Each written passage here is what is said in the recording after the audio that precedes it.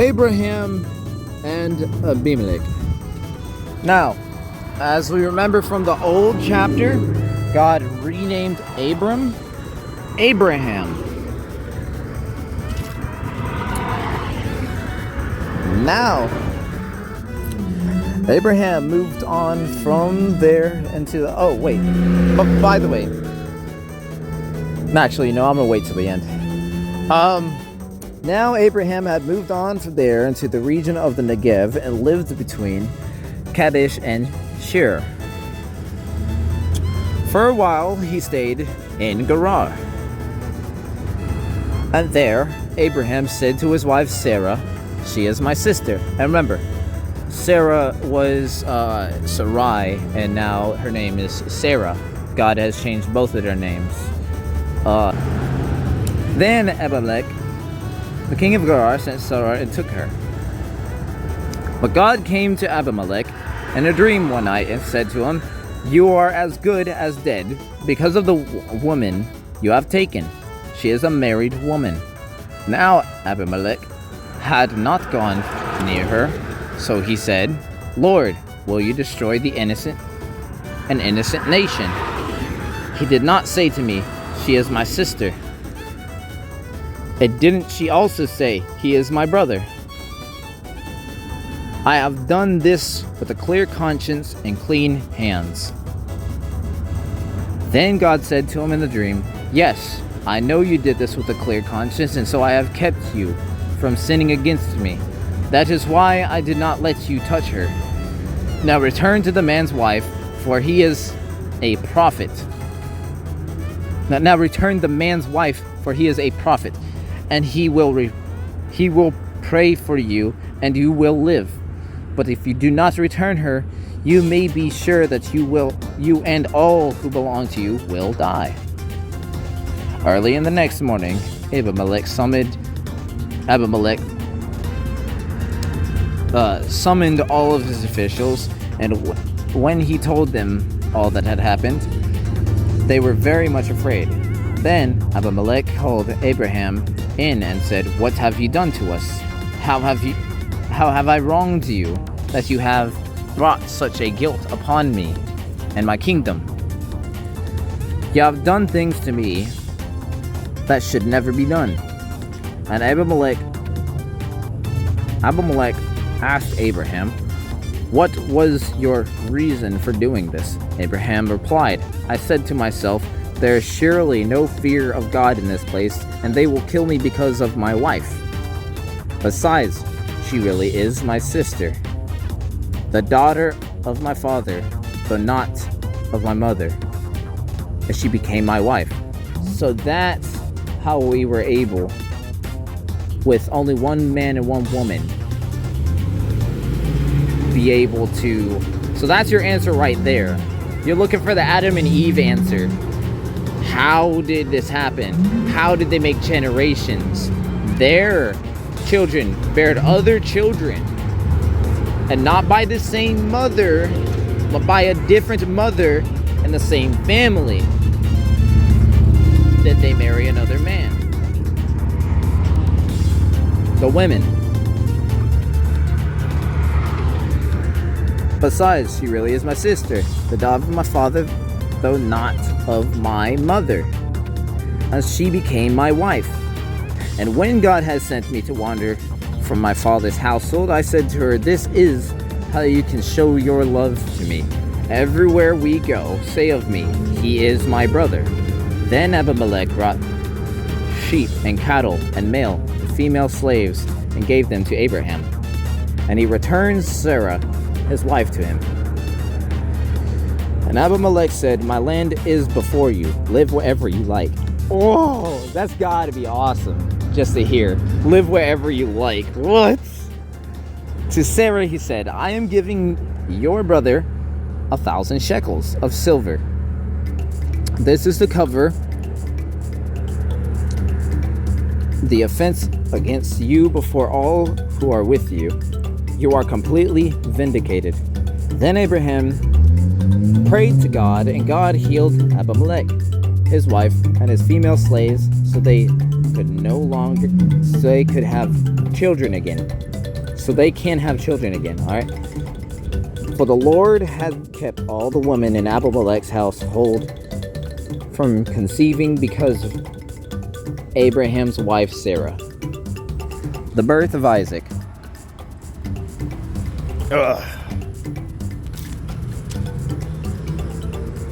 Now the Lord was cautious to Sarah as he had said, and the Lord did for Sarah what he has promised. Sarah became pregnant and bore a son to Abraham in his old age. At the very time God had promised him, Abraham gave the name Isaac to the son Sarah bore him. When the son Isaac was 8 years old, Abraham circumcised him, as God commanded him. Abraham was 100 years old when his son Isaac was born to him. Sarah said, and they did this so they could not sin in their house immediately, because they were trying to keep a holy bloodline, by the way. It's not, no, and I know women are going to laugh at this and be like, well, guess what? I still have my genitals.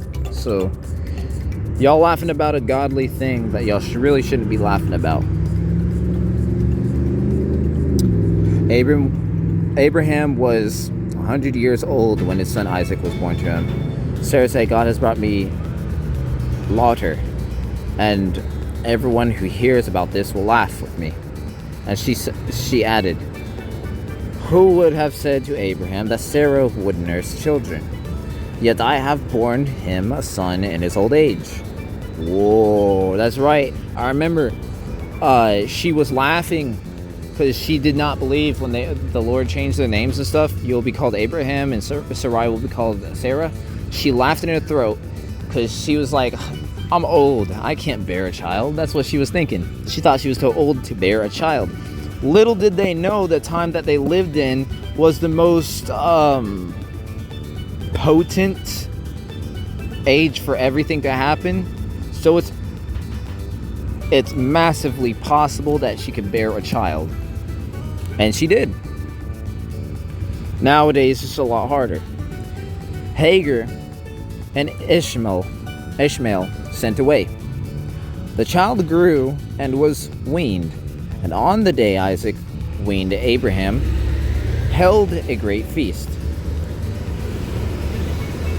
But Sarah saw that the son whom Hagar, the Egyptian, had born unto Abraham was mocking. She said to Abraham, get rid of that slave woman and her son, for that woman's son will never share the inheritance with my son Isaac, because Isaac is holy. Because he had been circumcised, so he cannot do that sin. The matter distressed Abraham greatly, because it concerned his son. But God said to him, do not be so distressed about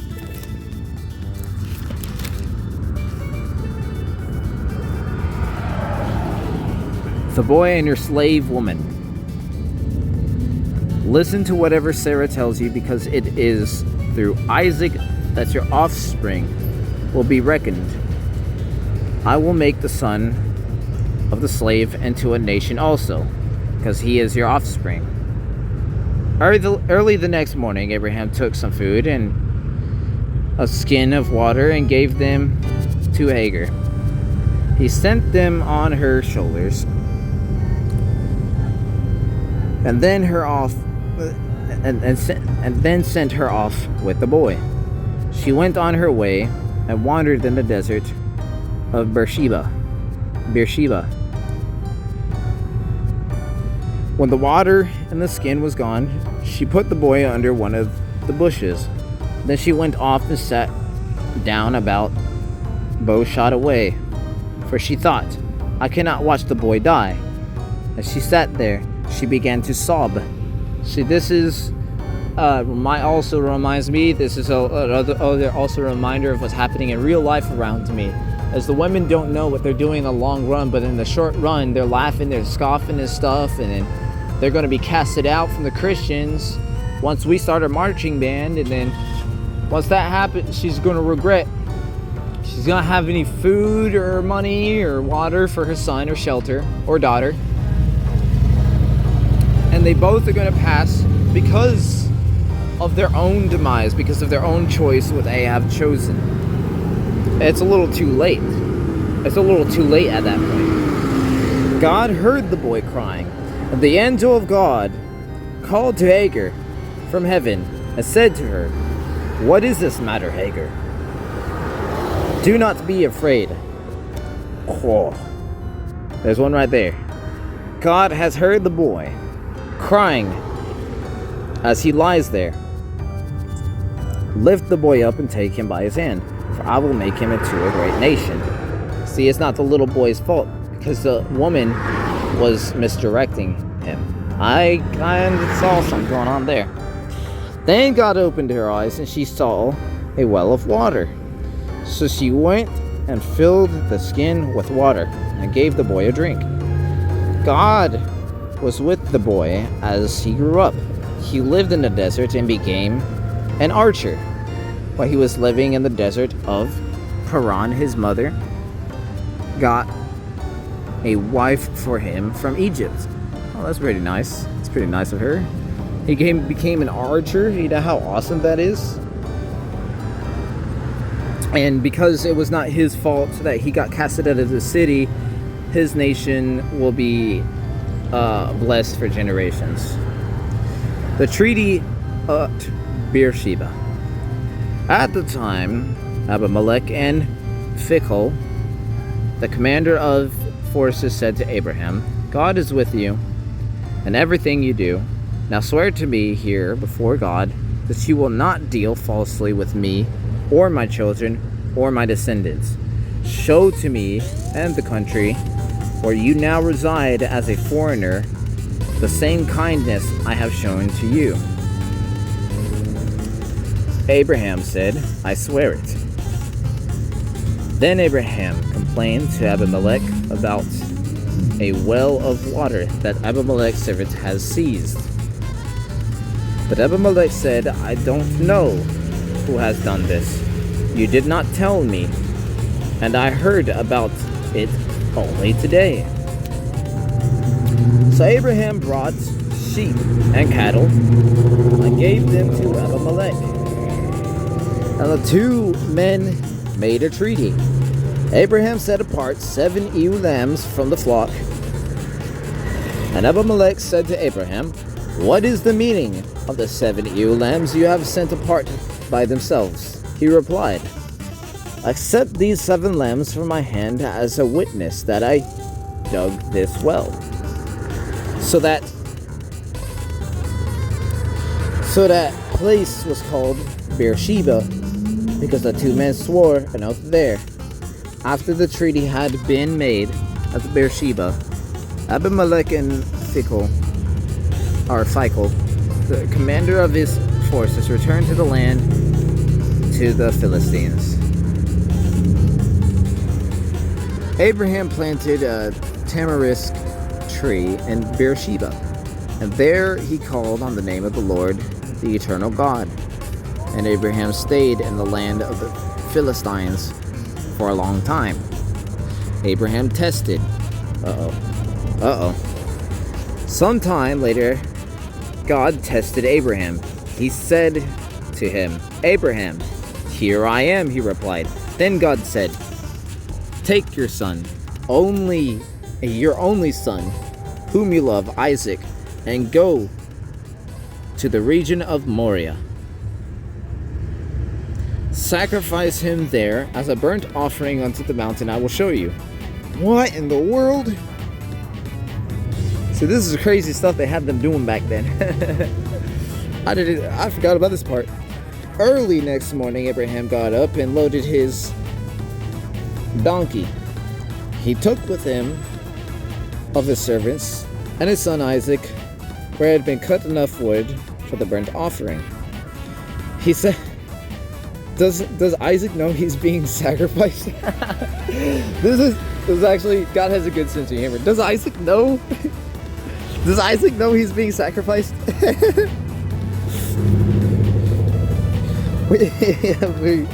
He set out for a place God had told him about. On the third day, Abraham looked up and saw the place in the distance. He said to his servants, "Stay here with the donkey while I and the boy go over there. We will worship and then come back to you." Abraham took the wood, the burnt offering, and placed it on his son Isaac. And he himself carried the fire and the knife. As the two of them went on together, Isaac spoke up to his father Abraham. "Father?" "Yes, my son." Abraham replied. "The fire and the wood are here," Isaac said, "but where is the lamb for the burnt offering?" Abraham answered, "God himself will provide the lamb for the burnt offering, my son." And the two of them went on together. When they reached the place God had told him about, Abraham built an altar and there arranged wood on it. He bound his son Isaac and laid him on the altar on top of the wood. Then he reached out his hand and took a knife to slay his son. But the angel of the Lord called out him from heaven, "Abraham, Abraham." "Here I am," he replied. "Do not lay a hand on the boy," he said. "Do not do anything to him. Now I know that you fear God, because you have not withheld me, your son, your only son." Oh my gosh. This is how God, okay, that's what I mean. Abraham was tested. Not Abraham tested God. Now I get what that means.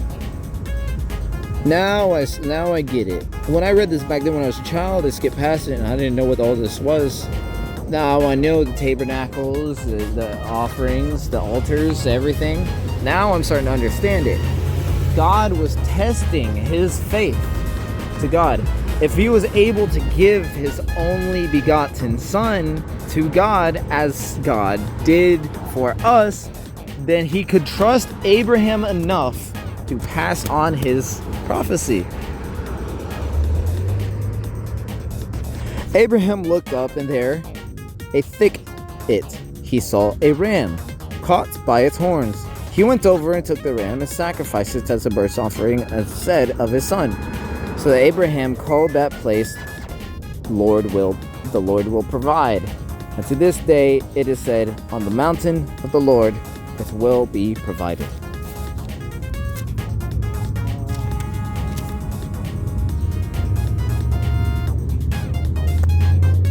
The angel of the Lord called to Abraham from heaven the second time, and he said, "I swear by myself, declares the Lord, that because you have done this, and you have not withheld your son, your only son, I will surely bless you and make your descendants as numerous as the stars in the sky and as the sand on the seashore. Your descendants will take possession of the cities of their enemies." Dude, so back then, their children were so about God that they would even accept themselves as a burnt offering if that's what God said. But because God was testing his faith, he didn't have to sacrifice his son. "And through your offspring, all nations on earth will be blessed, because you have obeyed me." Then Abraham turned to his servants, and they set off together for Beersheba. And Abraham stayed in Beersheba, Nahor's sons. Sometime later, Abraham was told, "Milcah is also a mother. She has borne sons to your brother Nahor." Uz, the firstborn, and Buz, his brother, Kemuel, the father of Aram, Kesed, Kezo, Pildash, Jidlaph, and Bethuel. Bethuel became the father of Rebekah. Milcah bore these 8 sons to Abraham's mother Nahor, his concubine, whose name was Reumah. also had sons, Tebah, Gaham, Tahash, and Makah. The death of Sarah. Sarah lived to be 127 years old. She died at Kiriath Arba, that is Hebron, in the land of Canaan. The land of death. Canaan. It's either Canaan or Canaan, I can't remember.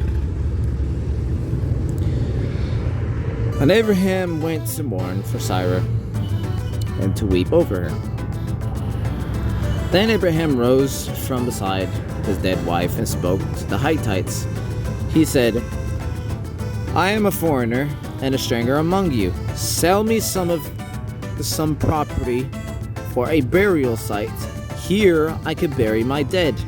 The Hittites replied to Abraham, Sir, listen to us. You are a mighty prince among us. Bury your dead in the choicest of our tombs. None of us will refuse you his tomb for burying your dead. Then Abraham rose and bowed down before the people of the land, the Hittites. He said to them, If you are willing to let me bury my dead, then listen to me and intercede with Ephron, son of Zohar, on my behalf. So will set me in the cave of Machpelah, which belongs to him. At the end of his field, ask him to sell it to me for the full price of the burial site among you. Ephron and Hittite was sitting among his people and replied to Abraham, in the hearing of all the Hittites who had come to the gate of the city, No, my lord, he said, listen to me. I give you the field, and I give you the cave that is in it. I give it to you, the present of my people. Bury your dead. Again, Abraham bowed down before the people of the land, and he said, Ephron, and their hearing, listen to me, if you will. I will pay the price of the field. Accept it from me, so I can bury my dead there. Ephron answered to Abraham, listen to me, my lord. The land is worth 400 shekels of silver. But what is that between you and me? Bury your dead. It's because Abraham was such a holy man that they looked up to, that they could not accept giving him a burial site and being paid to give him a burial site. They can't.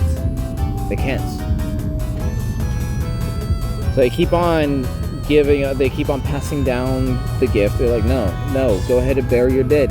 Bury your dead. You are a mighty prince before us. Abraham agreed to Ephron's terms.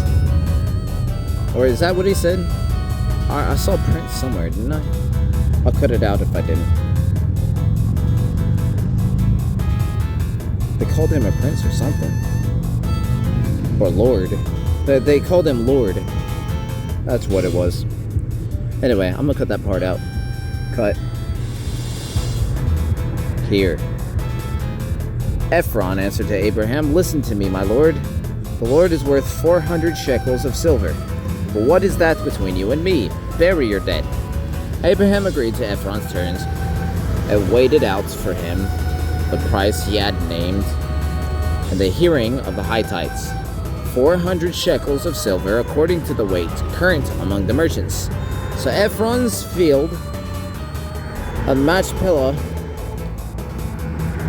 near the Mamre, both the field and the cave in it, and all the trees within the borders of the field, was deeded to Abraham his property, in the presence of all the Hittites who had come to the gate of the city. Afterward, Abraham buried his wife Sarah in the cave and the field of the Machpelah near Mamre, which is at Hebron, in the land of Canaan, So the field and the cave in it were deeded to Abraham by the Hittites as the burial site. I'll get to Isaac and Rebecca, let's see, tomorrow, because that is a long, really long one. And I'm pretty much out of time. Yeah, it's a really long one. It's 1, 2, 3, 4 pages. So I'm going to save that one for tomorrow. I will see y'all in the next video.